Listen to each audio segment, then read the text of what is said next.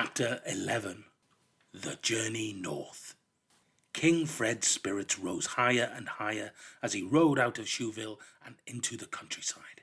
Word of the king's sudden expedition to find the Ickabog had now spread to the farmers who worked the rolling green fields, and they ran with their families to cheer the king, the two lords, and the royal guard as they passed. Not having had any lunch, the king decided to stop in Kurdsburg to eat a late dinner.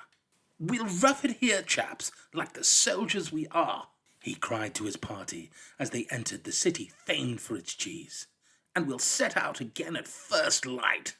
But, of course, there was no question of the king roughing it. Visitors at Kurdsburg's finest inn were thrown out into the street to make way for him, so Fred slept that night in a brass bed with a duck-down mattress after a hearty meal of toasted cheese and chocolate fondue. The Lords Spittleworth and Flapoon, on the other hand, were forced to spend the night in a little room over the stables.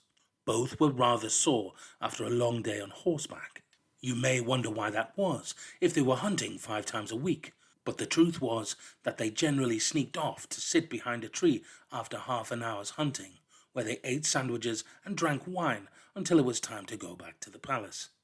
Neither was used to spending hours in the saddle, and Spittleworth's bony bottom was already starting to blister. Early the following morning, the king was brought word by Major Beamish that the citizens of Baronstown were very upset that the king had chosen to sleep in Kurdsburg rather than their splendid city. Eager not to dent his popularity, King Fred instructed his party to ride in an enormous circle through the surrounding fields, being cheered by farmers all the way, so that they ended up in Baronstown by nightfall. The delicious smell of sizzling sausages greeted the royal party, and a delighted crowd carrying torches escorted Fred to the best room in the city. There he was served roasted ox and honey ham, and slept in a carved oak bed with a goose-down mattress, while Spittleworth and Flapoon had to share a tiny attic room usually occupied by 2 maids. By now, Spittleworth's bottom was extremely painful, and he was furious that he'd been forced to ride 40 miles in a circle purely to keep the sausage makers happy. Flapoon, who'd eaten far too much cheese in Kurdsburg and had consumed 3 beefsteaks in Baronstown, was awake all night, groaning with indigestion. Next day, the king and his men set off again, and this time they headed north, soon passing through the vineyards from which eager grape pickers emerged to wave the cornucopian flags and receive waves from the jubilant king. Spittleworth was almost crying from pain, in spite of the cushion he'd strapped to his bottom, and Flapoon's belches and moans could be heard even over the clatter of hooves and jingle of bridles. Upon arrival at Jeroboam that evening, they were greeted by trumpets and the entire city singing the national anthem. Fred feasted on sparkling wine and truffles that night, before retiring to a silken 4-poster bed with a swan's-down mattress. But Spittleworth and Flapoon were forced to share a room over the inn's kitchen with a pair of soldiers. Drunken Jeroboam dwellers were reeling about in the street, celebrating the presence of the king in their city. Spittleworth spent much of the night sitting in a bucket of ice, and Flapoon, who drank far too much red wine, spent the same period being sick in a second bucket in the corner. At dawn the next morning, the king and his party set out for the marshlands, after a famous farewell from the citizens of Jeroboam, who saw him on his way with thunderous popping of corks that made Spittleworth's horse rear and ditch him on the road.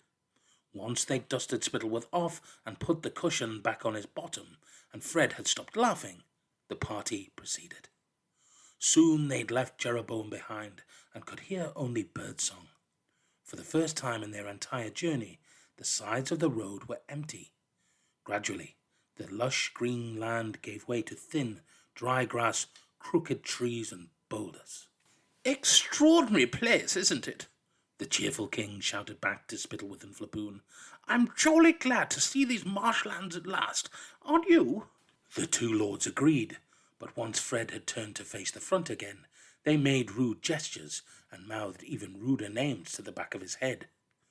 At last, the royal party came across a few people, and how the marshlanders stared.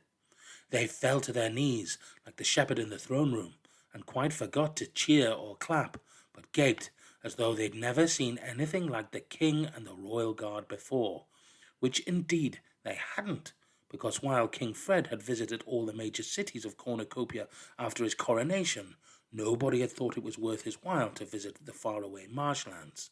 "Simple people, yes, but rather touching, aren't they?" the king called gaily to his men, as some ragged children gasped at the magnificent horses. They'd never seen animals so glossy and well-fed in their lives. "And where are we supposed to stay tonight?" Flapoon muttered to Spittleworth, eyeing the tumble-down stone cottages. "No taverns here." "Well, there's one comfort at least," Spittleworth whispered back. "He'll have to rough it like the rest of us, and we'll see how much he likes it."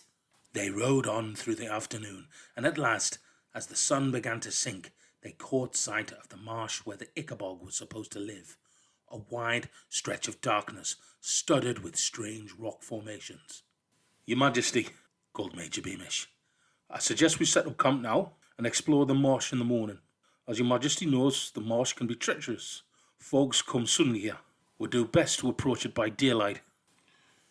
"Nonsense," said Fred, who was bouncing up and down in his saddle like an excited schoolboy. "We can't stop now when it's in sight, Beamish."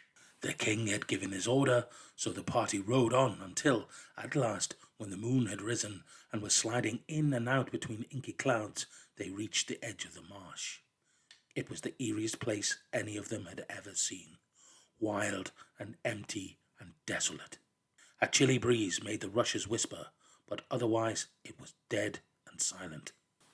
"As you see, sire," said Lord Spittleworth after a while, "the ground is very boggy. Sheep and men alike would be sucked under if they were wandered out too far. Then the feeble-minded might take these giant rocks and boulders for monsters in the dark. The rustling of these weeds might even be taken for the hissing of some creature." "Yes, true, very true," said King Fred, but his eyes still roamed over the dark marsh, as though he expected the Ickabog to pop up from behind a rock. "Shall we pitch camp then, sire?" asked Lord Flapoon, who'd saved some cold pies from Baronstown and was eager for his supper. "We can't expect to find even an imaginary monster in the dark," pointed out Spittleworth. "True, true," repeated King Fred, regretfully. "Let us... Good gracious, how foggy it's become!"